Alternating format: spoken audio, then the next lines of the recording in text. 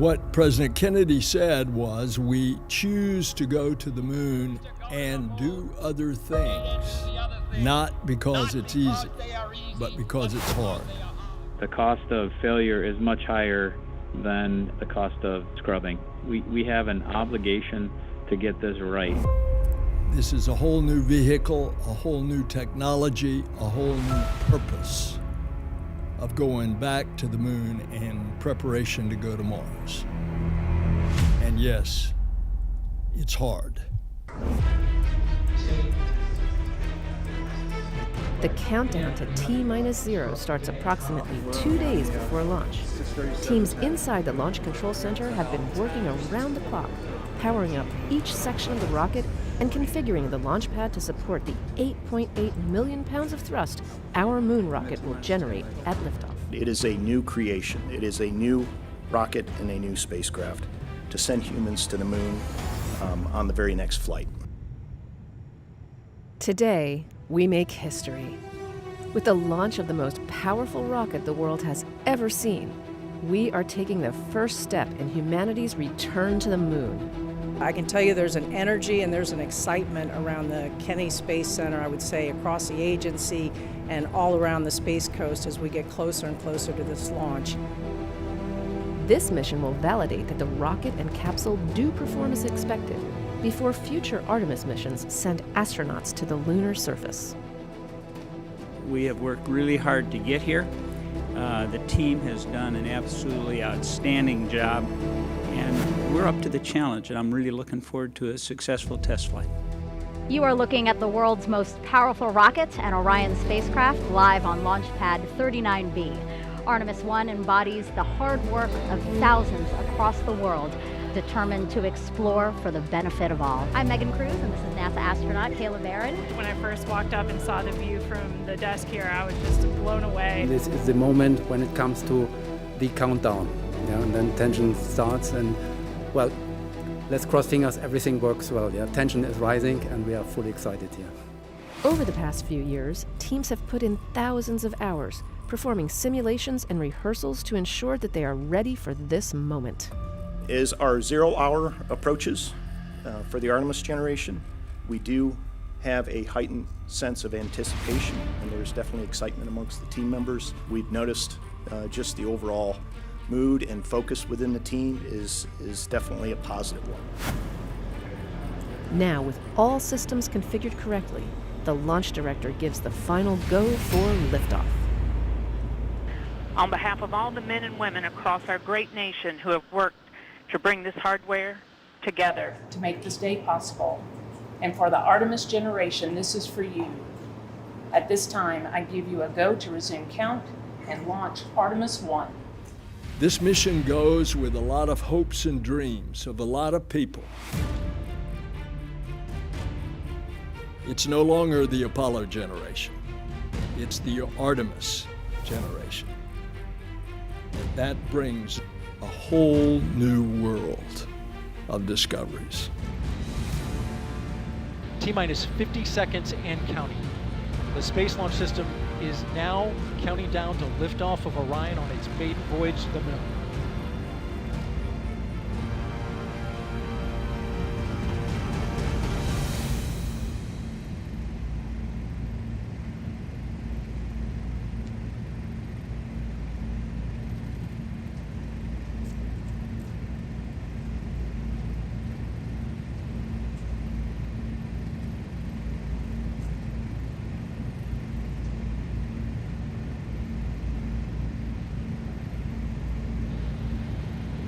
And here we go. 10. Hydrogen burn-off igniters initiated. 7, 6, 5. 4-stage engine start. 3, 2, 1.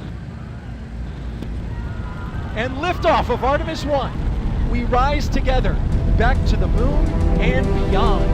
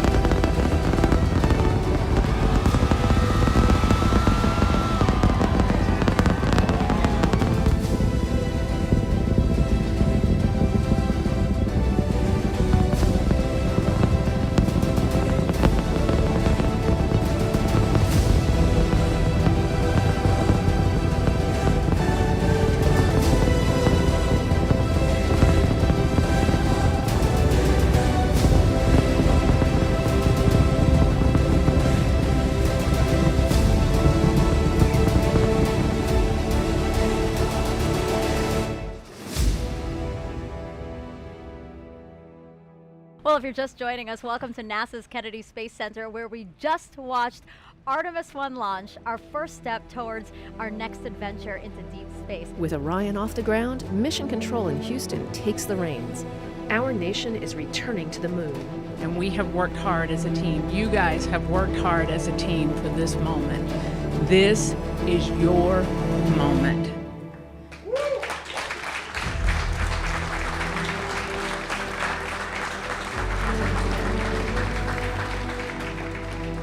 It is not by chance that you are here today. So I want you to look around at this team and know that you have earned it. You have earned your place in the room. You have earned this moment. You have earned your place in history. The successful launch of SLS is just the beginning. Orion will spend the next several weeks journeying around the moon, sending flight data back to teams here on Earth for real-time analysis. During its mission, Orion reached speeds traveling about 30 times as fast as the speed of sound. This dramatic video of the Earth-Moon transit that took place showed and punctuated the fact that we were pressing away from our home planet to a distance of some 268,000 miles away from Earth, further than any human-rated spacecraft had ever traveled, for a spacecraft designed to return humans to Earth, eclipsing the mark set by the Apollo 13 vehicle back in 1970. After several weeks of flight, it was time for Orion to return home. A half-century later, NASA's newest moon explorer, the Orion spacecraft, is barreling its way back home after circumnavigating the moon and beyond in an elliptical distant retrograde orbit. Now less than 2 hours away from splashing down in the Pacific Ocean west of Baja, California, to complete its shakedown mission.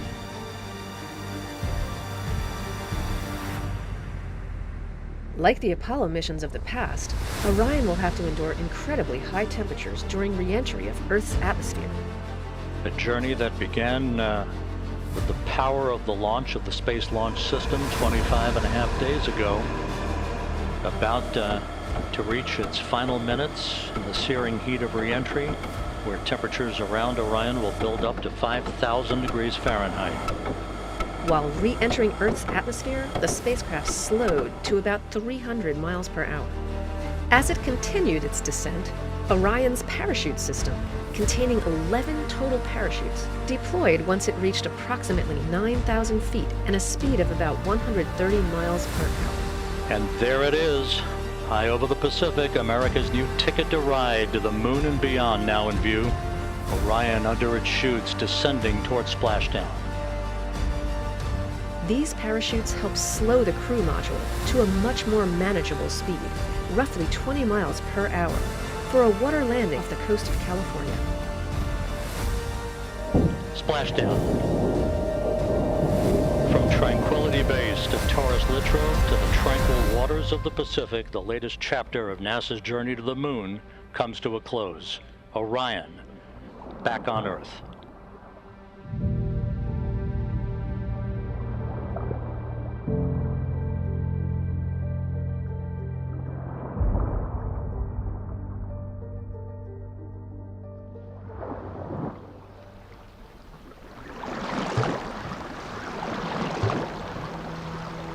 We've got a perfect view, a front row seat to the Orion splashdown.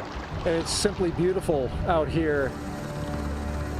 That is a human-rated capsule that went around the moon and returned and is now in the Pacific Ocean. I think I can speak for the whole dive team that we're honored to be part of history and to be part of something so monumentous, and just ready and excited to go out and do this. When Orion was deemed safe to approach, team members jumped into the water and attached hardware that steadied the capsule. What we do at NASA really is all about collaborations, and the collaborations that we've had with the Department of Defense in particular over the past many, many years, their hard work and their dedication as they went through a great deal of planning, hardware development and processes, and a lot of practicing to get to this point and make it look easy. And that team, made of a combination of NASA and Department of Defense personnel, has put in years of work to make sure that they were ready. Melissa Jones, the recovery director, just came from outside the ship's control center where she was monitoring and, of course, managing her team in the midst of this recovery. So, Melissa, thank you for being here. Thank you for having me. It's just been a long time coming. We've been working this mission for a while, and we've done a ton of training. And every time you do training with a mock-up capsule, you don't have any of that. You don't have parachutes. You don't hear it coming back to the atmosphere, the sonic booms and all of that kind of stuff. And today that actually happened. It's just amazing.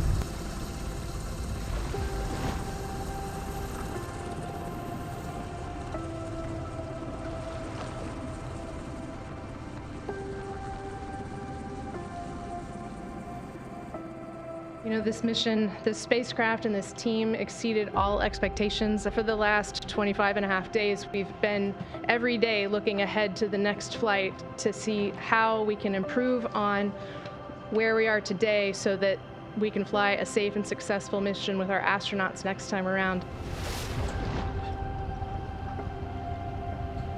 Once stabilized, the team secured the spacecraft with hardware and rope assemblies and towed it to the Navy ship.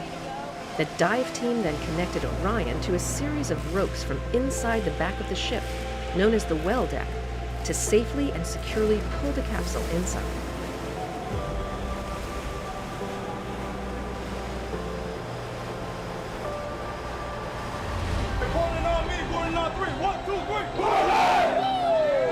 With Orion safely secured inside the ship, teams made their way to Naval Base San Diego, where the capsule was offloaded and prepped for its cross-country trip back to its home base, Kennedy Space Center. This is really the start of a campaign of several missions to get humans back to the moon and beyond to Mars. So there's still a lot to be done, and this is just the beginning.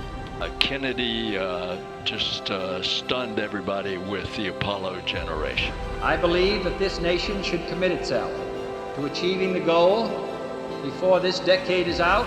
And said that we were going to achieve what we thought was impossible. Of landing a man on the moon and returning him safely to the Earth. Many things have happened since, but we knew we were going back. This is the program of going back to the moon to learn, to live, to invent, to create in order to explore beyond. So it's a new day. A new day has dawned, and Artemis generation is taking us there.